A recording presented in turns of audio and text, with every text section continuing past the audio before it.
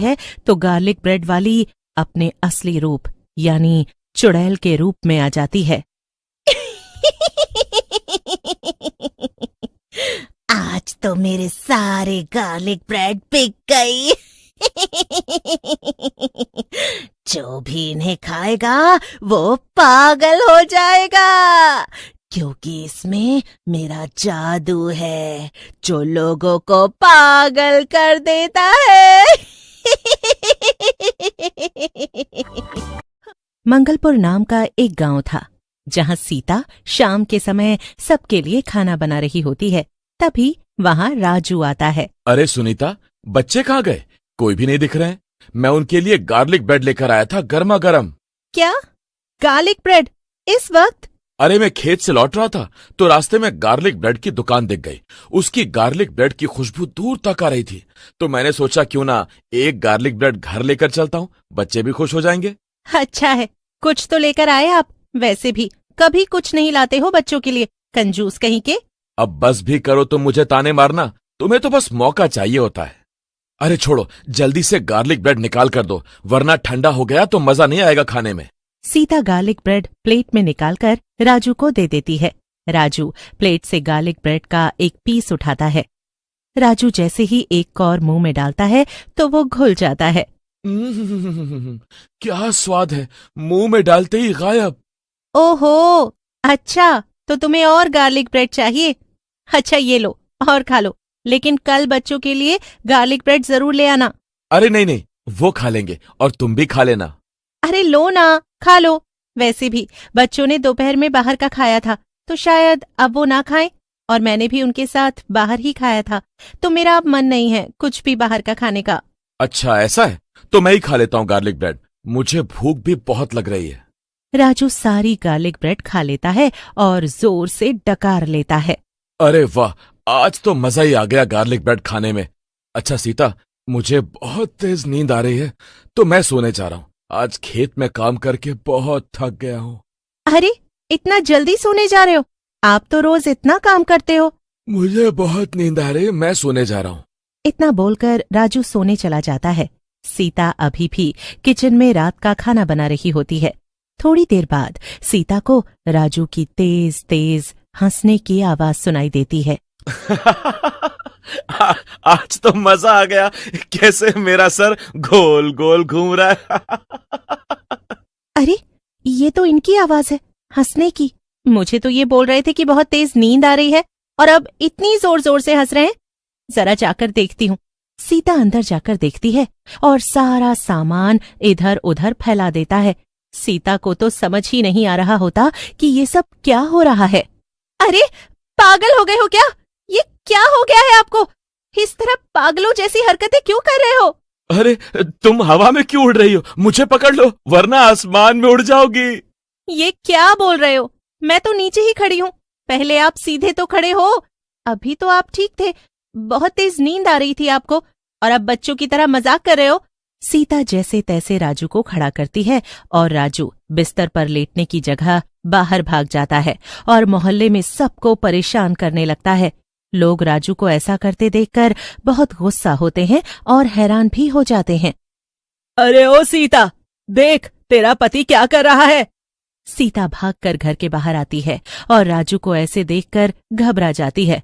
क्यों सीता, आज तेरा पति दारू पी कर आया है क्या? नहीं नहीं बहन, ये तो ऐसी वैसी चीजों को हाथ भी नहीं लगाते। खेत से काम करके घर आए थे, गार्लिक ब्रेड खाई और बोले कि सोने जा रहा हूँ।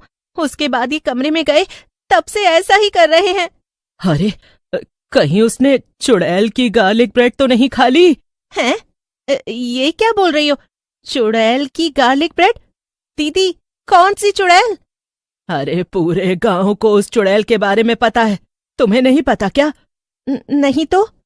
एक चुड़ैल है जो शाम के टाइम बाजार में गार्लिक ब्रेड बेचती है, और जो भी उसकी गार्लिक ब्रेड खाता है वो इसी तरह की हरकतें करने लगता है। हाँ, लेकिन आपको कैसे पता चला कि वो एक चुड़ैल है? क्योंकि वो गार्लिक ब्रेड बेचने के बाद अपने असली रूप में आ जाती है। तभी उसे किसी ने देख लिया था और उसने पूरे गांव वालों को ये सब बताया। तब से कोई भी उसकी गार्लिक ब्रेड नहीं खरीदता।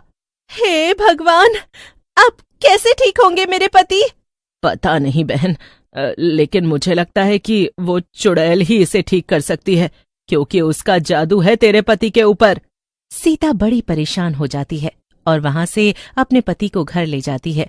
वो राजू और बच्चों को सुलाकर बाहर बाजार में जाती है और गार्लिक ब्रेड बेचने वाली चुड़ैल को ढूंढने लगती है।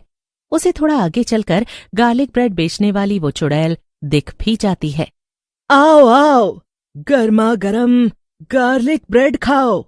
आओ आओ, जल्दी आओ, गार्लिक ब्रेड गर्मा।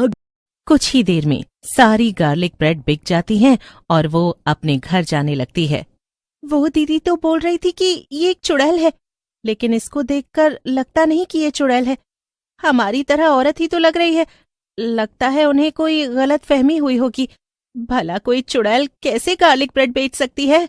सीता वहां से जाने ही वाली होती है कि तभी उसे पीछे से अजीब सी आवाजें आने लगती हैं।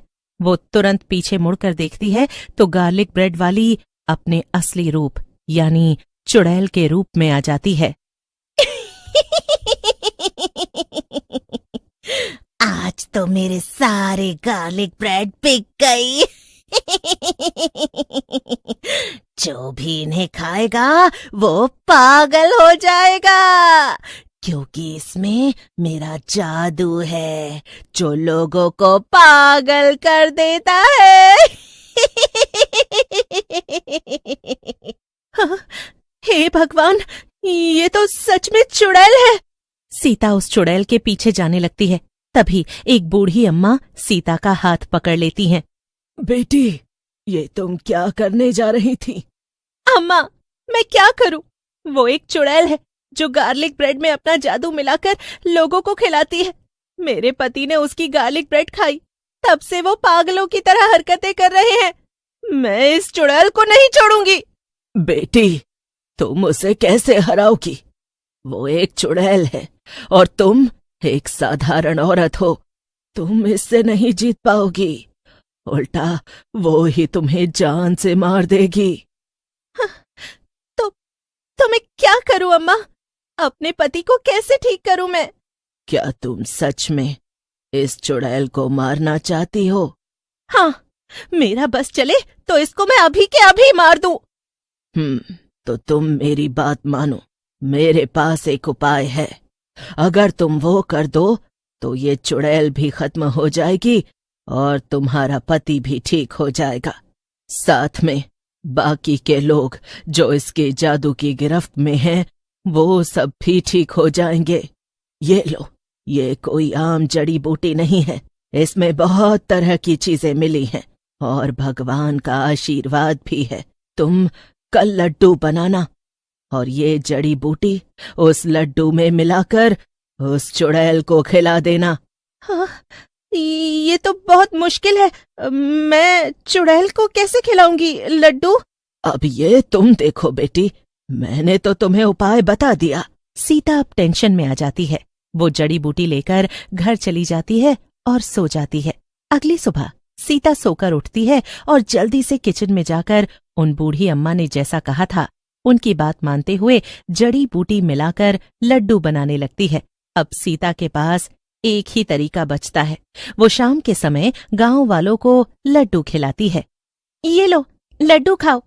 सीता गांव में सबको लड्डू देती है। फिर वो बाजार में जाती है और वहां भी सबको लड्डू बांटने लगती है। फिर वो गार्लिक ब्रेड बेचने वाली उस चुड़ैल के पास जाती है। ये लो बहन, लड्डू खाओ। मेरे खेत में ना इस बार पिछली साल से ज्यादा अनाज हुआ है, इसीलिए मैं लड्डू बांट रही हूँ। लो, तुम भी खाओ। चुड़ैल लड्डू ले लेती है।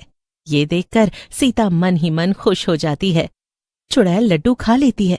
सीता वहीं खड़ी रहती है। 2 मिनट बाद वो चुड़ैल जोर जोर से हंसने लगती है, जैसे समझो कि कोई पागल औरत हो। वो बहुत जोर जोर से हंसती है और अपने असली रूप में आ जाती है।